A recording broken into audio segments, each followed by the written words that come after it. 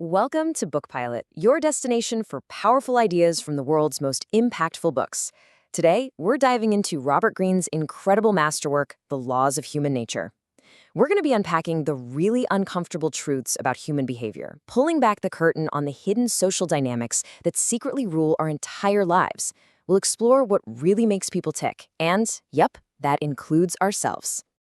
Robert Greene sets the stage perfectly with this hard-hitting thought. He says, I don't care how technically brilliant you are. If you don't understand people, you're going to neutralize all of your powers. I mean, wow, right? It perfectly establishes why people skills aren't just some nice-to-have soft skill. They're literally your ultimate survival tool. You could be the absolute smartest person in the room, but if you can't navigate the complex web of human interactions, you're just going to hit a brick wall. Which brings us to a really tough question you've got to ask yourself right now. Are you ignoring your own dark side? Look, it's totally human nature to want to see ourselves as the flawless hero of our own story. But if you constantly refuse to acknowledge your own toxic traits, your deep insecurities, or those hidden aggressive tendencies, you are operating at a massive disadvantage.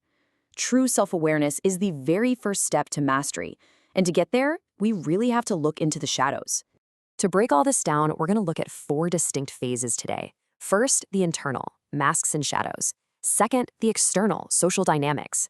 Third, the macro, mindset and purpose. And finally, the ultimate deadline. Okay, let's jump straight into section 1, the internal, masks and shadows. We're going to start by looking inward at the psychological masks we all wear every single day just to survive and function in society. Greene introduces this concept known as the shadow. So what is that? Well, your shadow is the hidden side of your personality, containing your absolute worst insecurities, your terrible secrets, and your selfish or aggressive tendencies. And hey, we all have it. The problem is, most of us try to deny it's even there. But the law of repression states that the more we deny and push down our shadow, the stronger and more destructive it actually becomes. It ends up leaking out when we're stressed or vulnerable, usually in the form of weird emotional outbursts or total self-sabotage. So the key here is realizing that role-playing and wearing a social mask isn't about being fake. It's absolutely necessary. Wear your mask proudly so you can function socially without offending literally everyone around you.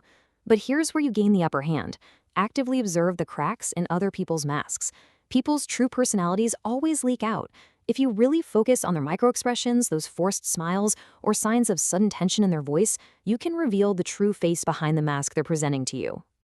We also have to actively manage our inherent narcissism. Let's be real for a second. We all have a baseline level of narcissism where we crave validation, right? But the antidote to deep, toxic narcissism is empathy. You need to focus on others, not just yourself. You've got to learn to give yourself your own validation so you aren't so desperate for it from outside sources. Don't take things personally. And honestly, learn to laugh at your mistakes. Highly empathetic people bounce back from setbacks way faster and build genuinely healthy, lasting relationships. Moving on to section 2, the external, social dynamics. Now, what's really fascinating is how those internal flaws we just talked about leak out when we interact with others. As we navigate society, we run into some highly toxic character types. See if you can mentally map any of these to people in your own life.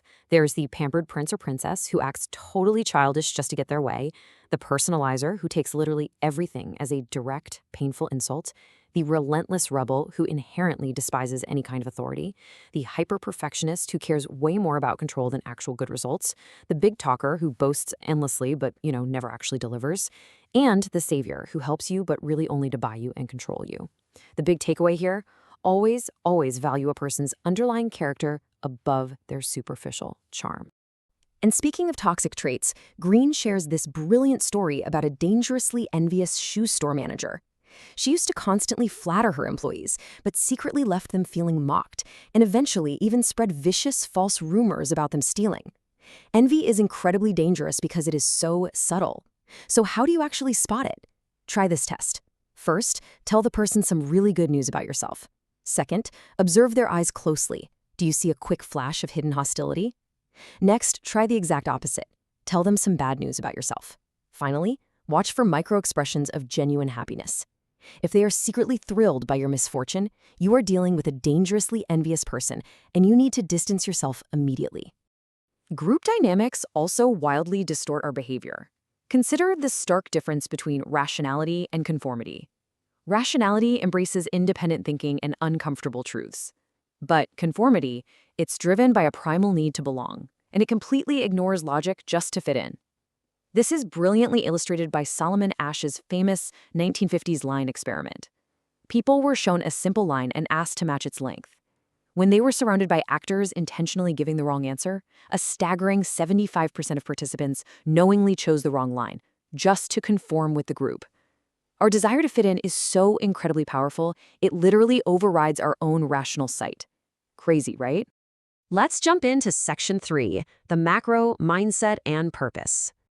Let's zoom out to the big picture and see how our deep-seated attitudes actually shape the physical reality we experience. The law of self-sabotage shows us that we basically create our own realities based entirely on our mindset. Consider two people visiting Paris, Marcus and Lydia. Marcus goes with a negative, narrow mindset. He expects the worst, he refuses to speak the language out of fear of embarrassment, and he ends up feeling totally isolated and hating the trip. Lydia, on the other hand, goes with an open, positive attitude. She tries to speak French, laughs at her own mistakes, and ends up making local friends who show her all the best hidden spots. It's two people experiencing the exact same physical city, but getting completely opposite results simply because of their starting attitude. Our mindset also dictates our foresight, or lack thereof, and this brilliantly illustrates the law of short-sightedness. Take this fascinating historical anecdote from Delhi. Authorities realized they had way too many poisonous snakes in the city. So, step 1, they offered a cash reward for dead snakes. Step 2, citizens, being pretty resourceful, simply began breeding snakes to collect the cash. Step 3, the authorities realized the scam and completely removed the reward. And finally, step 4, the citizens, now stuck with all these worthless snakes, just released them all into the city, making the initial snake problem significantly worse. This is exactly the kind of disastrous, unintended consequence you get from reactionary short-term thinking. That kind of short-term thinking often leads people to blindly chase money and fame. But the law of aimlessness warns us that money and fame have absolutely no meaning if they aren't connected to a higher purpose. Greene highlights that people who get rich or famous without a greater calling inevitably end up feeling profoundly lost and empty. If your goals are just about acquiring stuff, you'll always just want more stuff when you get it. You have to discover your true calling and connect it to a deeper purpose if you ever want to find actual fulfillment. And now, Section 4, the ultimate deadline. We've reached the climax of this philosophy. This is the one law that forces absolutely every other concept we've discussed today into stark, undeniable perspective. We're talking about the law of death denial. We all go through life pretending we have unlimited time, putting things off indefinitely. But let's look at a really realistic timeline here. If you're 30 years old right now, and we acknowledge that peak physical passion, energy, and power typically start to wane by the age of 60, that leaves you with exactly 30 years of peak productivity to achieve everything you want to achieve in this life. But wait, let's break down this mathematical reality even further, because it gets incredibly stark. Out of those 30 remaining years, you don't actually get to use all of them. You have to deduct 8 full years just for sleep. You'll lose another 2 years to traveling and commuting.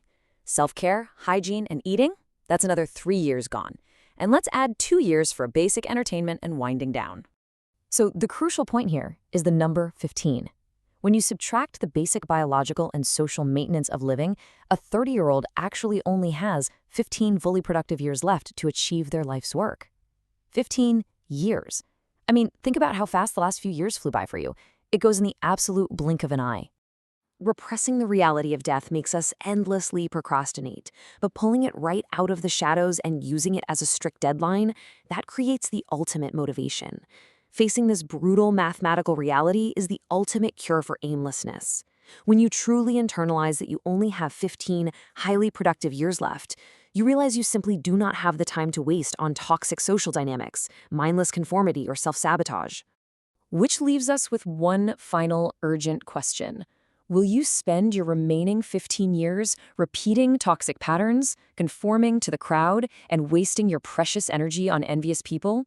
Or will you choose to master human nature, deeply understand the people around you, and focus relentlessly on your true purpose? The clock is literally ticking. Take these laws, apply them immediately, and master your environment before your time runs out. If you enjoyed this audiobook summary and want to discover more powerful ideas from great books, subscribe to BookPilot and stay tuned for more.